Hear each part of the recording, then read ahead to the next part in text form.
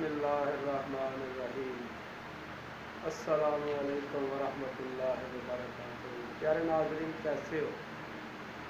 उम्मीद करते हैं कि आप ठीक होंगे। अल्हम्दुलिल्लाह हम भी ठीक हैं।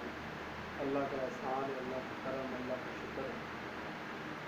जिस तरह रोज़मर्रा हमारी मुलाकात होती है, इसी तरह आज फिर आपकी खिदमत में हम हाज़िर हैं। इंसानियत की खिदमत हमारा शेवा है और मेरे तमाम नुस्खे, तमाम कावश सिर्फ इंसानियत की खिदमत के लिए हैं। फी सबीलिल्लाह, कोई लालच नहीं।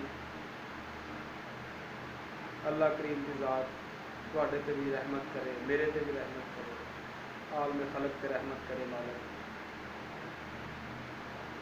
तो जिस तरह रोज़ साड़ी मुलाकात होती है, इस तरह अज फिर तुहाडे वास्ते बहुत ही ज़बरदस्त चीज़ लैके आए हैं,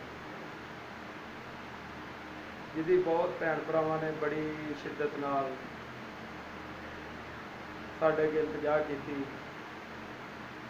बाबा जी ये भी चीज़ साडे वास्ते तुसी शेयर करो। और ये चीज़ साल साल तो साडे मकतब अंदर, साडे दुआखाने के अंदर चलती आ रही है और असी 12 दफ़ा इजमा चुके हैं और बहुत से लोग ये फ़ायदामंद भी होए, फ़ायदा भी लै चुके हैं। इस तरह ही तुसी भी ये फ़ायदा लवो और दुआवां च याद रखो। साडा चैनल भी सबसक्राइब करया करो, बैल का बटन भी दबाया करो, ताकि हर आने वाली नवी वीडियो तुहाडे तक पहुँच सके और तुसी फ़ायदा लै सको। ये चीज़ रहम दे विच पानी दीयां थैलियां बन जाणियां बे औलादां वास्ते, जिहड़ियां बीबियां पानी दीयां थैलियां होंदियां ने, उस तो बाद उस रसौली की शक्ल अख्तियार कर जांदियां ने। उहदे वास्ते चीज़ है, बहुत ही ज़बरदस्त चीज़ है, बहुत ही आला और बहुत ही समझ लो कि नायाब चीज़ है।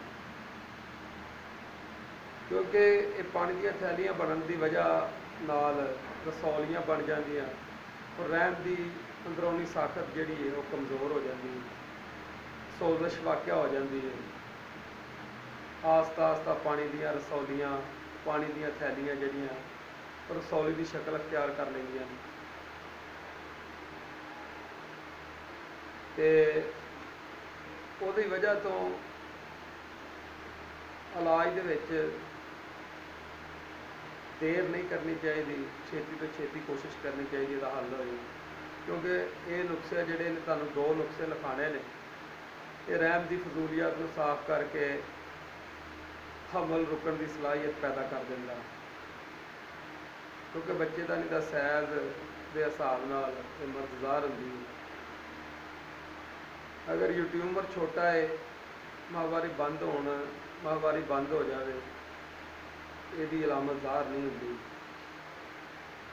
ट्यूमर सुकड़ भी जाते हैं, माहवारी ज़्यादा ब्लीडिंग, माहवारी का ज़्यादा ब्लीड होना, या जमया होया खून आना, या कमर के थल्ले वाले हिस्से में दर्द होना,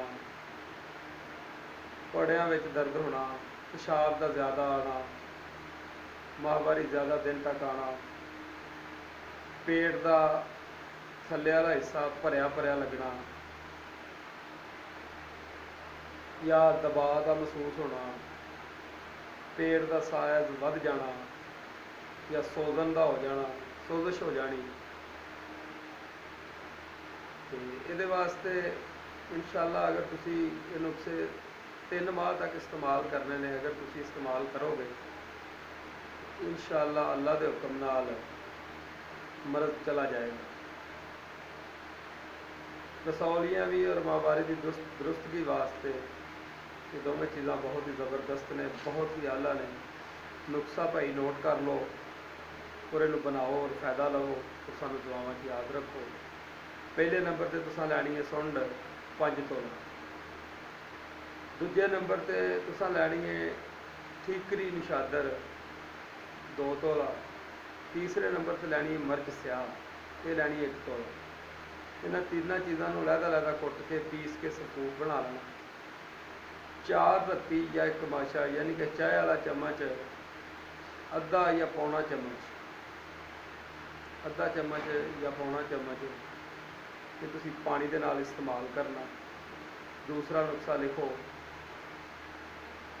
सफूफ असगंध नगौरी पंसारी को मिलेगी। असगंध नगौरी, ये असगंध नगौरी लैके वह सफूफ कर लेना। तुसी सौंफ लैनी है, वह भी सफूफ कर लेना। जीरा सफ़ेद लैना, वह भी सफूफ कर लेना। कनशीद खुश्क यानी कि धनिया खुश्क, यदा भी तुसी सफूफ कर लेना। मलट्ठी लैनी है, यदा भी सफूफ कर लेना। सारे सफूफ तुसां 5-5 तोला लैने ने। 5-5 तोला लैके खुराक यदि लैनी है 1 माशा यानी कि 1 चम्मच चाय वाला छोटा चम्मच एक जरा वो अरक कुशबा या अरक मुस्फा खून के नाल तुसीं वो लैना। तो फिर मैं अर्ज करना वा तुहाडे अगे कि इलाज का दौरानिया कम अज़ कम 3 महीने तक रखना है। तो सदका जारिया है, खुद भी बना के इस्तेमाल करो और दूसरों भी ये फायदे इस्तेमाल करके फायदा लैके दूसरों को दसो। जिनसी अमराज, जनाना मरदावां को कुशीदा अमराज की आगाही और इलाज वास्ते फीस सबीलिल्लाह नुस्खे तुहाडी खिदमत में हाजिर करने। सिर्फ इंसानियत की खिदमत वास्ते, भलाई वास्ते। अल्लाह निगहबान। इंशाअल्लाह फिर मिलांगे। दुआवां च याद रखना।